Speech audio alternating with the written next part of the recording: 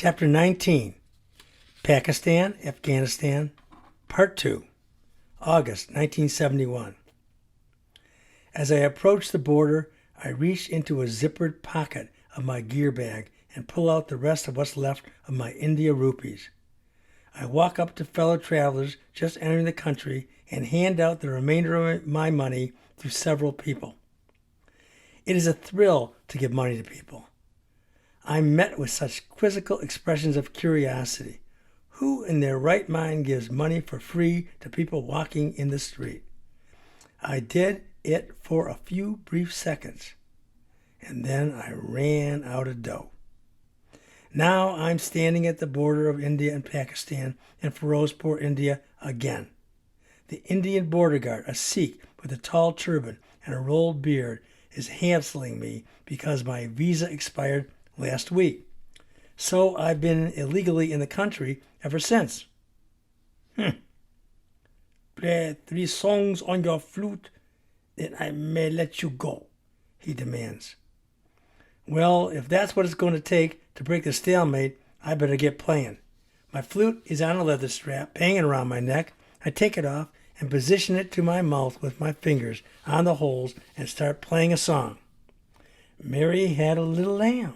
Midway through the second song, Row, row, row your boat, the Sikh guard laughs at me as he ushers me on my way.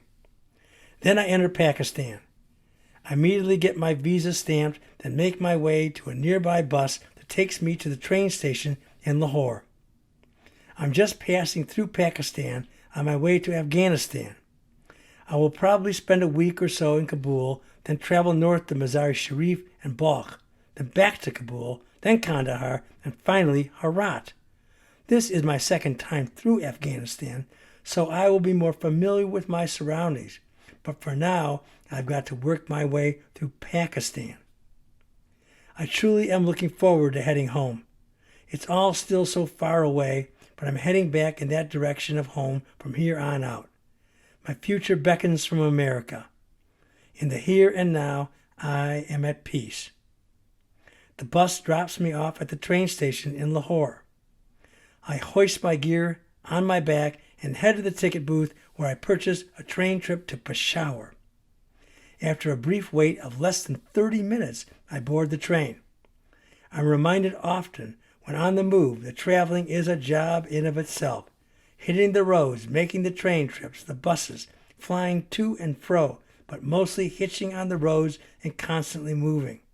It's tiresome and exhausting, but also exhilarating too. I love the constant change of people, sights, sounds, and smells. It's always changing wherever I go. We cover over 300 miles of track getting to Peshawar from Lahore. I exit at the train station and head to a nearby hotel for the night. Tomorrow I will be in Kabul. I'm excited to return. Next morning, I'm up early at the break of dawn in anticipation of the new day travels. I grab my gear and head out of the hotel and into the street for a brief walk to the bus depot. I purchase a ticket that will get me to the Afghanistan border. I'm going back through the rugged terrain of the Khyber Pass and all the outlandish gun-toting characters that populate the thoroughfare. The first time through, I was in a cab with a couple of friends. It was a tense trip, but our driver was a calm, cool dude. I board a minibus with the local natives. As I'm walking down the aisle to take a seat in the back of the bus, my flip-flop rubber sandal on my left foot breaks. The divider between the first and second toe snapped. This has been my only footwear for months. I guess I will now have to go barefoot until I buy some new shoes in Afghanistan. We are off through the gauntlet of the Khyber Pass. Gazing out the window on the bus, I survey the many riflemen on display along the historic pass. The bus driver slows to a crawl at times, but keeps moving. The threat of violence and rising tension is everywhere.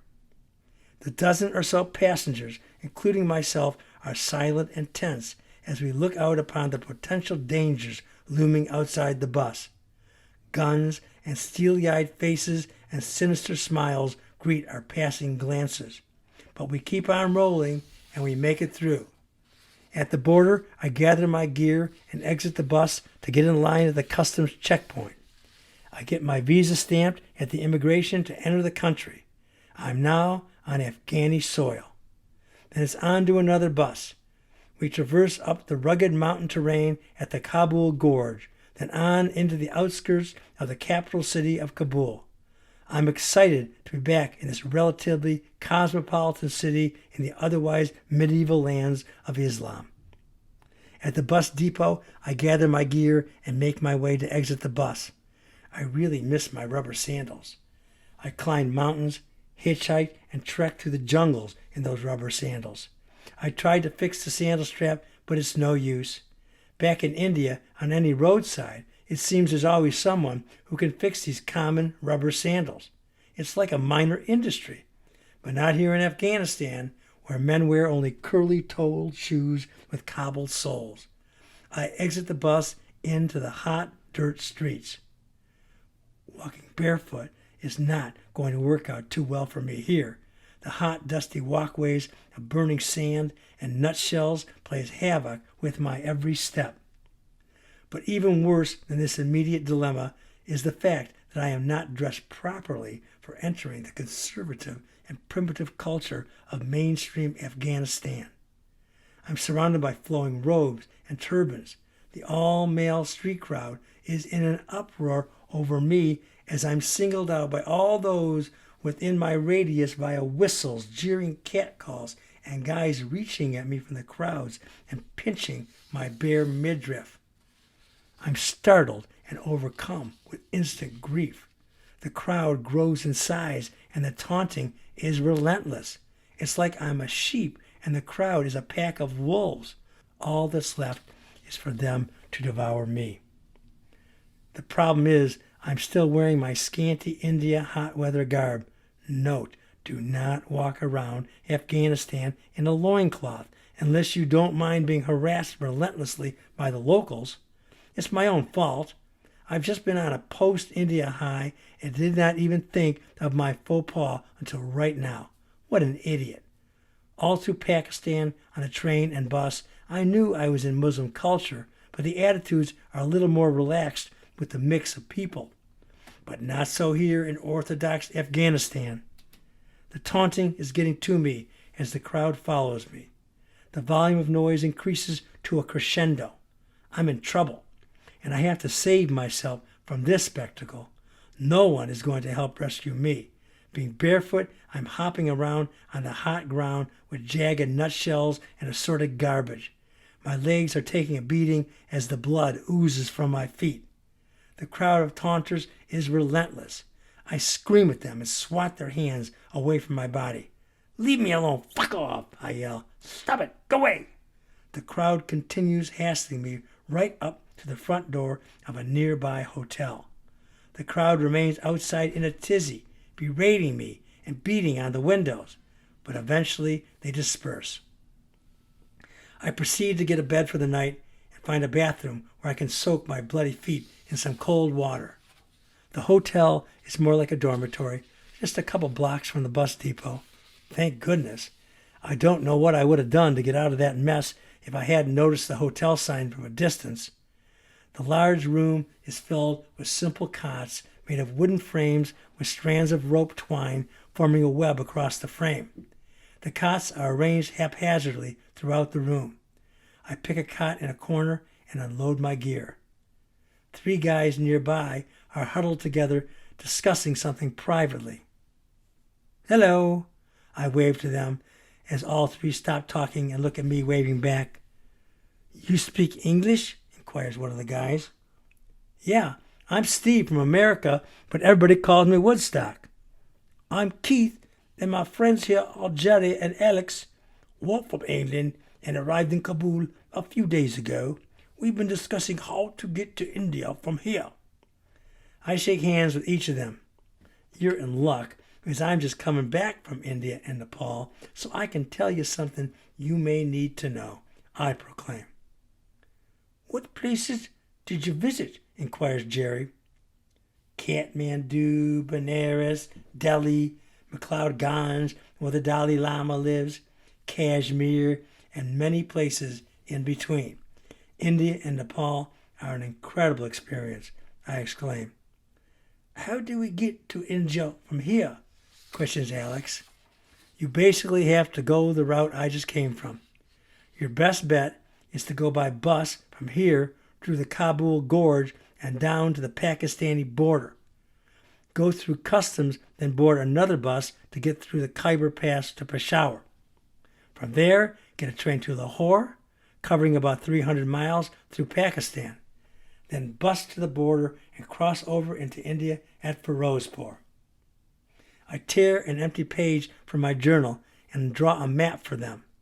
I outline the route and mode of transportation to each city. The Brits watch me draw and write with rapt attention, as if I were painting a Van Gogh.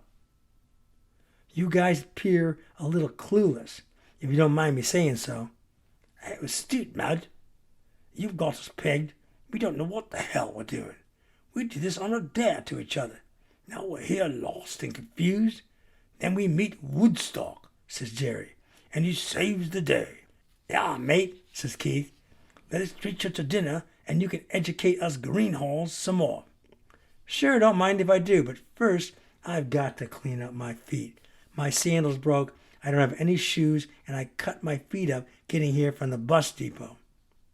Keith, Alex, Jerry, and I go out to a nearby restaurant. I fill in my captive audience on the various exploits of my adventures. Story after story, I relate, my mouth never shutting up. The English blokes couldn't get enough. I take a breath to come up for air and have a drink of water. All the while, the three of them would hurl inquisitive questions after question at me. It's very exciting to have eager listeners to my stories. It makes me feel aware, awake, and alive. I am in awe as the voice of God roars, not allowing me to sleep. Somehow, my barefoot predicament, with the telling of my tale to India and the Himalayas, sets me off on a true realization of some kind of spiritual growth. I feel inspired, ready to return to my home and continue with my life, perhaps a wife and kids and a career.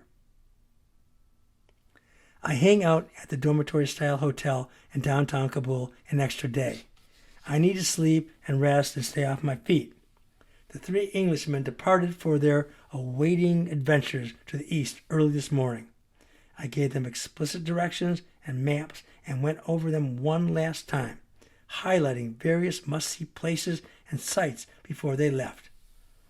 It is revitalizing for me to relate my positive, heightened experiences of traveling to others. I can still feel the warm afterglow in my body and mind from recalling all the adventures I related to the British crew. Next day, I am moving back to the Hindu Kush Hotel and returning to the more familiar haunts of Westerners around Chicken Street. All packed up in the dormitory, I wear my jalaba from Morocco to cover me up and a kafaya to cover my head of hair, but I still don't have any shoes. During my walk to my new hotel where the hippies hang out, I stop at a local outdoor market and examine the shoes they have. No one sells simple flip-flops or much of anything for Western feet. The Afghan people wear curled-up, pointy-toed shoes with rigid cobbled bottom. They're not comfortable to use, to wear. I can't wear them. I continue to go barefoot. Arriving at the familiar Hindu Kush Hotel, filled with Western travelers, causes me to feel instantly at home. The positive, magnetic vibe with people is always important wherever I go. In the lands dominated by the Muslim faith, I need to remind myself to be more aware and abide by the local customs. Despite what happened to me leaving the bus station the other day, I really enjoyed all the different people who flow in and out of my wandering orbit. I pay for a bed in a shared room and then make my way to my new accommodations to drop off my backpack under the bed in a large room with 5 beds. I start blowing my flute as I check out the scene. The hotel opens up on the first floor to a large garden in the back where many of the guests congregate. I am on an emotional and intellectual and spiritual high. I am in tune with all aspects of my being, nothing but blue sky. I feel so alive as I clamor and thrive, seeking new thrilling adventures. Many fellow youthful travelers populate the social activity buzz in the hotel yard. I spot a fellow flute player sitting under a tree. I make my way toward him to join in a song. "Hello, I'm Steve from America," I say, reaching out to shake hands.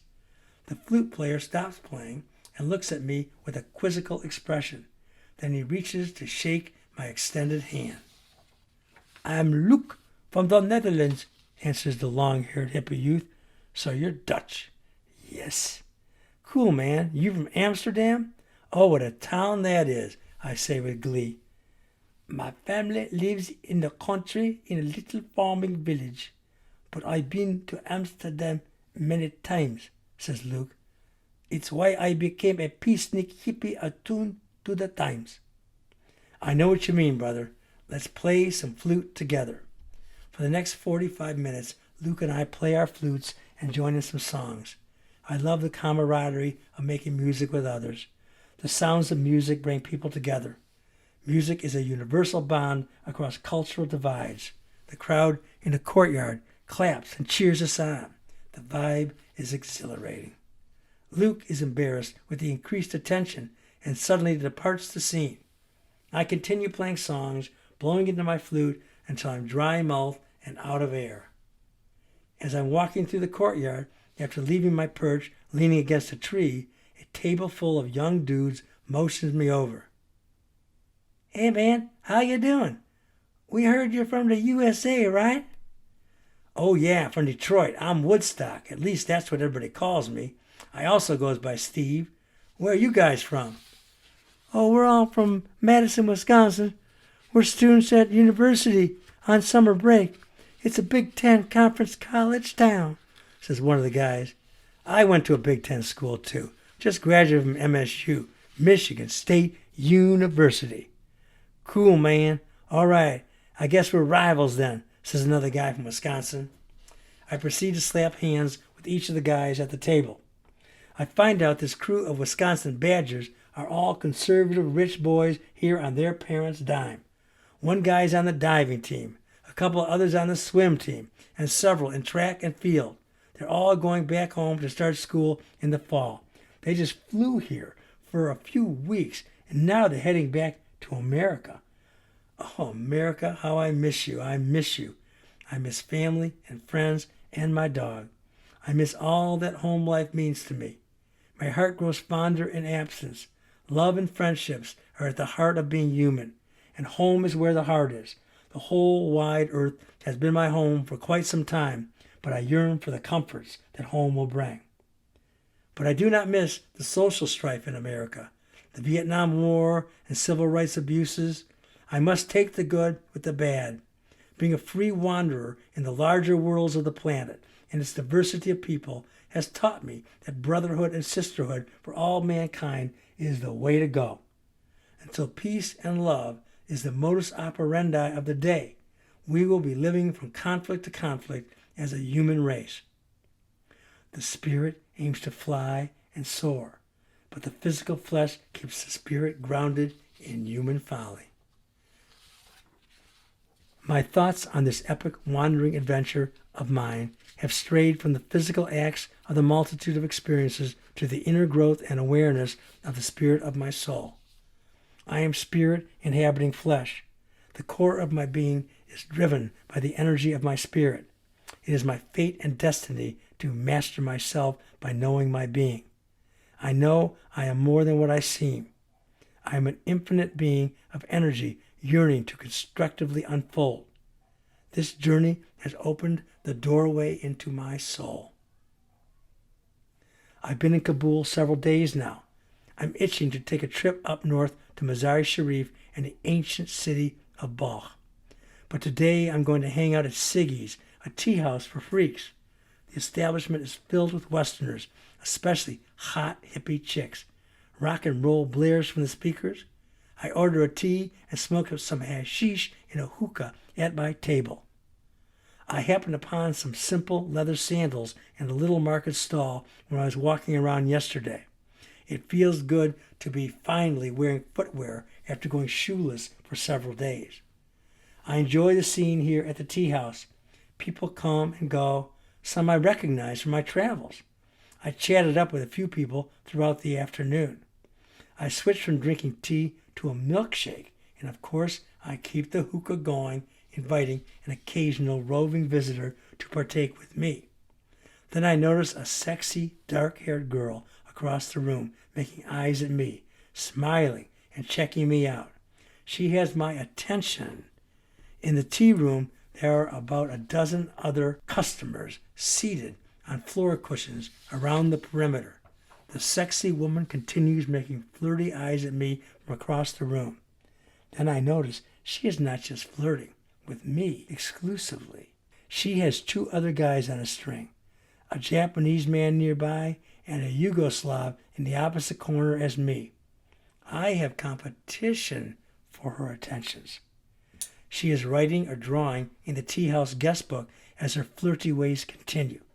This woman is petite but very well proportioned. In her kimono-like dress, she is a firecracker. I decide to walk up to her and introduce myself. Hello, I'm Steve. Can I buy you a drink? Would you like to come and sit with me? Sure, thank you. I'm Marie France, she says in a cooing, seductive voice. I was born in Fez, Morocco, but I live in Paris, France. What are you doing in Kabul? I'm here with some French people I knew in a house not far from here. What about you? Well, Marie France, I'm in my 11th month of traveling on the hippie trail. I've been through North Africa, the Middle East, and as far east as Kashmir, India, and Nepal. But I'm making my way back to America now. I look in the guest book to see Marie France has drawn me with the caption, Being Free in America. She is very hyper, giggly, and all smiles. Her body never stops moving through the changing beats of the music. I'm flattered by her depiction of me, very cute. I'm glad you like it. I love your hair. Can I touch it? Sure. Marie France runs her fingers through my long, red, springy, knotted ringlets. She beams at me as she continues to comb through my hair with her hands. I take the chance and move forward to kiss her on the lips. She kisses back, then quickly pulls apart. No tongue action, just a quick peck on the lips. I'm aroused, but Marie France disentangles herself from me and my hair. I think you're beautiful, I say to her. Would you like to see where I live? Sure, I say in anticipation. It's evening now, and I follow her out of Siggy's tea room to a beautiful big house about 8 blocks away from Chicken Street. She lives here communally with other French people. A few of the fellow residents are scattered about the large living room. Marie and I take a seat on some floor cushions and listen to the rock and roll music. The Byrds, the Stones, the Beatles, Pink Floyd. Everybody is speaking French, so I don't understand much, but music is universal at crossing the language barrier. Beer, liquor, and weed pass around. Then it gets late, and suddenly it's just me and Marie in her living room. I attempt to make a move, but she jumps up from the couch and goes to another room in the house. When she comes back, she has a baby resting on her shoulder as she carries him to me. This is my son Raymond, she says. He's not quite 1 yet. She shows me the baby sleeping in her arms. Maybe if you can get a private room at a hotel, we can do something, she suggests, but tonight is getting late. I take the hint and make my way to leave her house and head back to my dormitory-style room at the Hindu Kush. But before I can leave, we embrace for a hug and kiss while sitting together on the cushions with Raymond on her lap. We fall asleep together. I wake up at 4 in the morning and sneak out the door without waking anybody up. Next day, I stop by the tea house and Marie France's place, but she is not around. I walk to the Kabul post office and discover I have 4 letters from back home, with more money to keep me going. $250. Yahoo! I proceed to purchase a ticket at the bus station for my trip to northern Afghanistan. My bus leaves in the morning. I continue to splurge now that I'm flush with extra money by going to a classy Italian restaurant. Best I've eaten in quite a while. I visit Marie again later in the evening. This time she is home. She is very flirty and highly suggestive sexually, but we're not going to do it. She wants me to get a private room, maybe when I get back from my trip up north. My bus departs in the early afternoon for the trip to Mazar-e-Sharif. The bus is filled with Afghani locals, all except one seat with a foreigner. I sit down next to him. Hello, I'm Steve from America, but you can call me Woodstock. I'm Nigel Buckle from England, he retorts. We shake hands, another Englishman. Only the other guys have been mostly hippie types. Nigel is not a hippie. He's a straight, stodgy, conservative guy, but typically English. Why are you on this trip to Mazar-e-Sharif? I inquire. I'm a student at Cambridge University. I'm here to see history and geography firsthand, he says. Off we go into incredible wild Afghanistan, with its ochre-covered mountains of harsh, dry land mixed with a thread of green alongside the road that follows a river for much of the trip. Then the bus breaks down, and we end up stranded at a roadside cafe for 8 hours. At nightfall, a replacement bus appears, and the passengers reboard the bus to set off once again for Mazar-e-Sharif. We arrive well past midnight in the late morning hours. I stagger to a nearby hotel and sleep into the afternoon of the next day. A great turquoise blue mosque is a dominant landmark jewel in the city. There is a very different feel to Afghanistan up here in the north than the other places I've been. For one, much of the population is more Mongol. Mazar-e-Sharif is apparently the hashish capital of Afghanistan. That's saying a lot, since the substance is everywhere.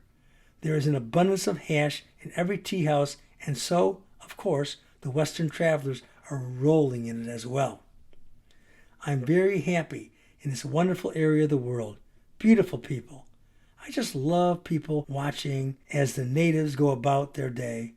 There is such a mix of different races of people: white, Oriental, Eastern Indian, Persian, and Arabs. It's a very strange tourist trip here, with many sinister figures who must be CIA, KGB, Interpol, and mafioso gangster types.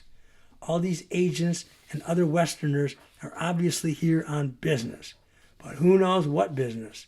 Many wear trench coats and hats like Dick Tracy, though the heat is extreme. It all appears very covert, quite a mix of people.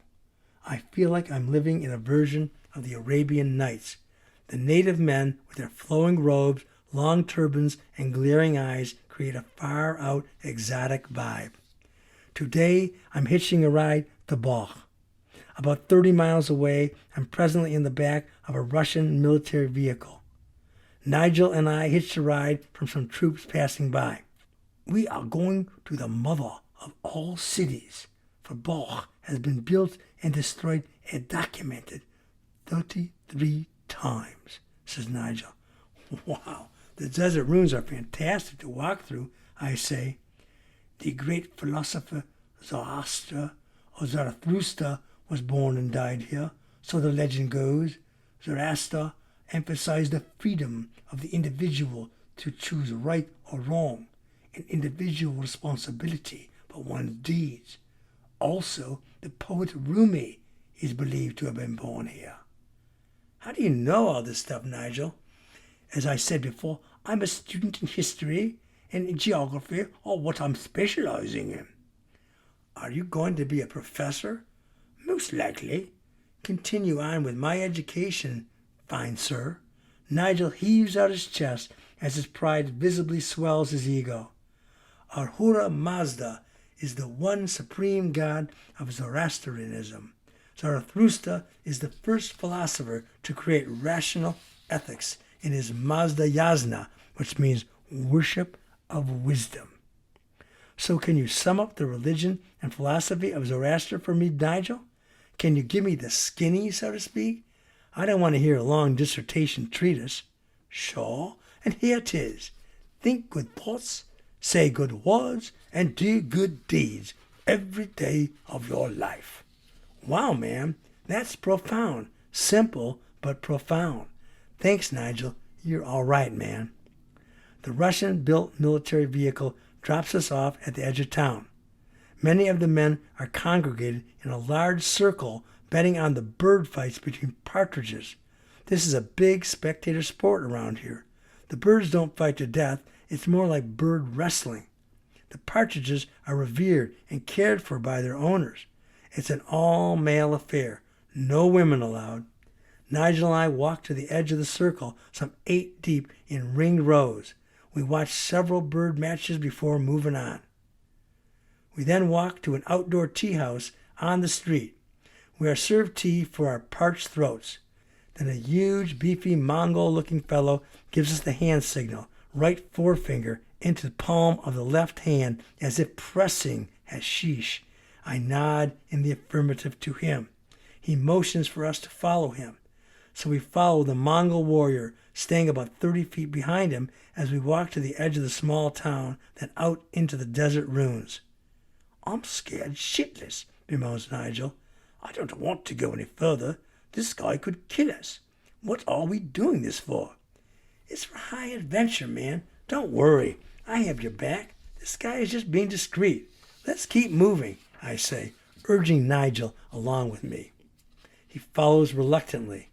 We walk for a great length of time and distance. It feels like mile after mile into nothingness in the dark desert.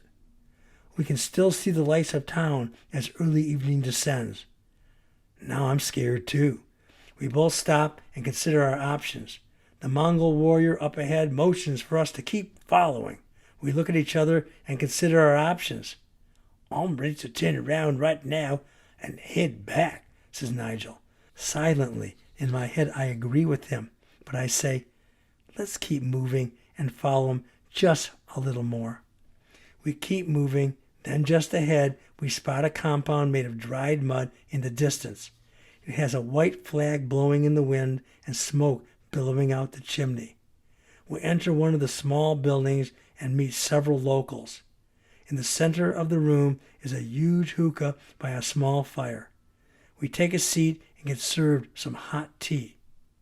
We can't speak the language, so it's mostly grunts and groans and nods. The people often ask if visitors think things are good by one-word queries. Whoop, with the response being whoop, with a nodding of the head, or huba, meaning very good. I've learned these simple linguistics in communication satisfy and bonds the foreigner with the locals if done enthusiastically. We partake in the ritual of smoking from the hookah. A short, squat, little Afghani guy wearing a skull cap sucks mightily on the giant hookah to get it going for the gathering. We take our tokes when it's our turn. Nigel wants to decline. I urge him to partake, or else the natives may take offense. He puffs and chokes his way through the experience. His little choke causes the room to break out in laughter at the funny foreigner. I laugh along with them. I end up buying some hash from the proprietors. I don't have anywhere to carry it, but Nigel brought a shoulder bag. He carries my dope for me. We go off through the desert, wandering back to the town. We decide to hitch a ride back to Mazar-e Sharif. This time we hitch a ride in the back of a military jeep. The soldiers are friendly. With all its mystery, Balkh is just a dusty little village which seems to have the best hashish in the world at the cheapest prices. Wow. I spend one final night in the north, then it's back on a bus for the 250-mile trip to the massive and brutal Hindu Kush Mountains. These mountains are known as the Hindu Kush because when invaders came to Afghanistan from the subcontinent, they were always stopped by those Hindu killers. This country is staggering in its proportions and uniqueness. Powerful, overwhelming, rust-colored, brown, hot, cold, hot again. Back in Kabul, I start making plans for my departure. But first I need to check with Marie France and see about the possibilities of us hooking up. I stop by her house and speak to a couple of her housemates, but they do not know where she is. I check out the tea houses and rock joints about town, but no Marie in sight. Then I dejectedly walk back to the Hindu Kush Hotel to start packing my things, when lo and behold, there is Marie France waiting for me in the lobby. "Oh, Woodstock, I found you. My friend said you were back and were looking for me, so I came here to wait for you." She is buoyant and overflowing with energy. Being in her presence causes me to smile to the point that I can't stop smiling. She's a spark plug and so sexy too. We take a walk through town and hold hands. She sings and flirts with every guy that walks by. Marie France has a magnetic effect on the male population. She's a star, and I'm just the tool of a sidekick for the moment. But I'm all right with that. We get back to the Hindu Kush, and I purchase a more expensive private room for the night. Out in the courtyard, I alert Marie of the room number, and I'm going to be there waiting for her. She is busy conversing and singing and dancing with her admiring fellows in the courtyard. I wait in the room, but she doesn't show up. I go check on her, and she is still engrossed in her flirty ways. It looks like I'm going to miss out because of a handsome Yugoslav who has her attention now. I spy her kissing him and flirting. I'm tired of the games. I stomp back dejectedly to the room. I lay down on the bed and fall asleep. Then at 4 a.m, Marie France shows up. She strips down naked and cavorts around the room. We end up rolling around and making love for a solid 3 hours. Then at 7 a.m, I have to go catch my bus that will be leaving at 7:30. Marie France is upset about my abrupt leaving. She says she's a whore and demands some money from me. I give her 250 Afghanis. A quick kiss, hug, and goodbye. I'm out the door. The ride to Kandahar on the bus is fantastic. I enjoy the local natives. Kandahar is at the midway point of the southern route across Afghanistan. The trip is filled with great scenery of desert and barren mountains, with many camels and Bedouins, packs of nomads living off the land. I play my flute on the bus, and the people just love it. An English-speaking native tells me, "The people say they love you," and I tell him to tell the people I love them. The bliss of the moment is surreal. What a heightened feeling of brotherhood. I stay in Kandahar for a couple days. I visit the tea houses, smoke hashish, enjoy kebabs, grapes, melon, and ice cream, but I'm itching to keep moving. Next stop will be Herat, then the Iranian border. I pack up my gear at the hotel and make my way to the bus station. Then a closed back mini truck pulls up alongside of me. The local guy gets out and opens the doors. Out stagger 3 Western guys. "Hey, Steve!" yells one of the guys. "Hey, Steve!" It's Larry Glazer, my friend from back home in Oak Park, Michigan. Last time I saw him, we went to Woodstock together. In fact, Larry gave me the loose leaf of directions I've been following on my wandering journey. We embrace in a heartfelt hug. "Wow, I can't believe it's you. What a miracle, a twist of fate, us running into each other in Kandahar, Afghanistan," says Larry.